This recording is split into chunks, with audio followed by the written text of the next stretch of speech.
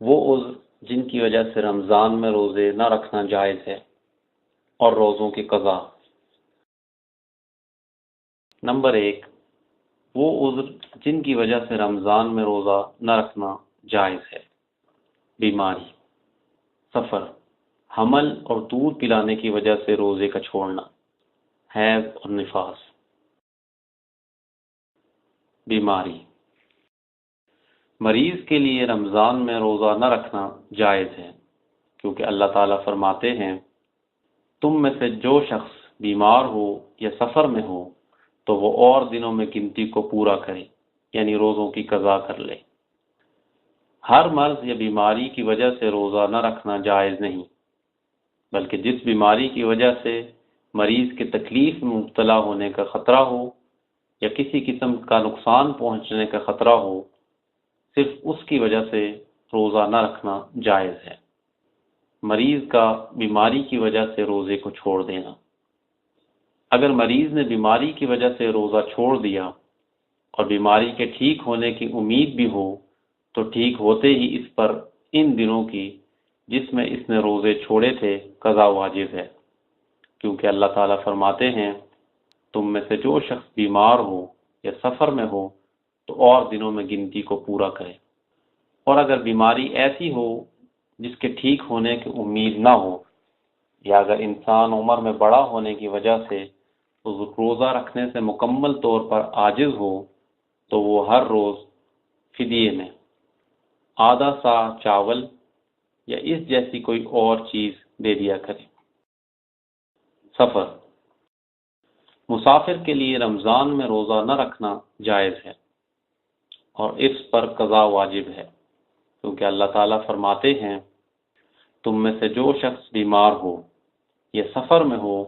تو وہ اور دنوں میں گنتی کو پورا کرے۔ وہ سفر جس کی وجہ سے قصر نماز پڑھی جاتی ہو اور وہ جائز مقصد کے لیے ہو، صرف اس کی وجہ سے رمضان میں روزہ نہ رکھنا جائز ہے۔ البتہ جو سفر گناہ کی غرض سے کیا جا رہا ہو یا ایسی وجہ سے کیا جا رہا ہو کہ روزے سے جان چھوٹ جائے تو اس کی وجہ سے روزہ نہ رکھنا جائز نہیں ہے۔ اگر مسافر نے روزہ رکھا تو جائز ہے۔ حضرت انس بن مالک رضی اللہ عنہ فرماتے ہیں ہم رسول اللہ صلی اللہ علیہ وسلم کے ساتھ سفر کرتے تھے تو دوران سفر روزہ رکھنے والا روزہ نہ رکھنے والے کو اور نہ ہی نہ رکھنے والا رکھنے والے کو ملامت کرتا تھا۔ لیکن مسافر کے لیے سفر میں اس شرط پر روزہ رکھنا جائز ہے کہ روزہ رکھنے کی وجہ سے وہ مشقت اور تکلیف میں مبتلا نہ ہو، اور اگر تکلیف میں مبتلا ہونے کا خوف ہو تو پھر اس کے لیے بہتر یہ ہے کہ روزہ نہ رکھے، کیونکہ رسول اللہ صلی اللہ علیہ وسلم نے سفر میں ایک آدمی کو دیکھا کہ سخت گرمی کی وجہ سے اس پر سایہ کیا جا رہا ہے اور لوگ اس کے ارد گرد جمع تھے، تو رسول اللہ صلی اللہ علیہ وسلم نے فرمایا سفر میں روزہ رکھنا نیکی میں سے نہیں ہے۔ حمل اور دودھ پلانے کی وجہ سے روزے کا چھوڑنا، حمل اور دودھ پلانے والی عورت کو اگر روزہ رکھنے کی وجہ سے نقصان کا خوف ہو تو وہ روزہ چھوڑ دے اور پھر مریض کی طرح اس کی قضا کرے، کیونکہ رسول اللہ صلی اللہ علیہ وسلم فرماتے ہیں اللہ تعالیٰ نے مسافر سے روزے اور آدھی نماز کو ساقط کر دیا ہے اور حاملہ اور دودھ پلانے والی عورت سے صرف روزے کو ساقط کر دیا ہے۔ اور اگر ان دونوں کو روزہ کی وجہ سے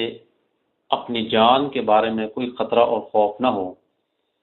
البتہ بچے کے نقصان کا خوف ہو، تو پھر بھی وہ روزہ چھوڑ سکتی ہیں اور پھر چھوڑے ہوئے روزوں کی قضا کرنی پڑے گی۔ البتہ اس صورت میں ان کو ہر روز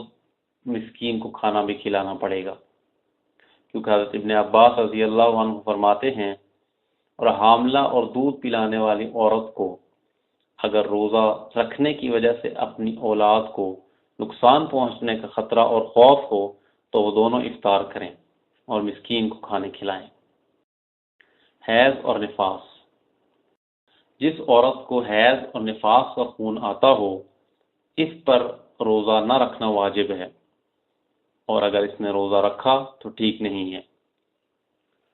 اور ان دونوں پر حیض اور نفاس سے صاف ہونے پر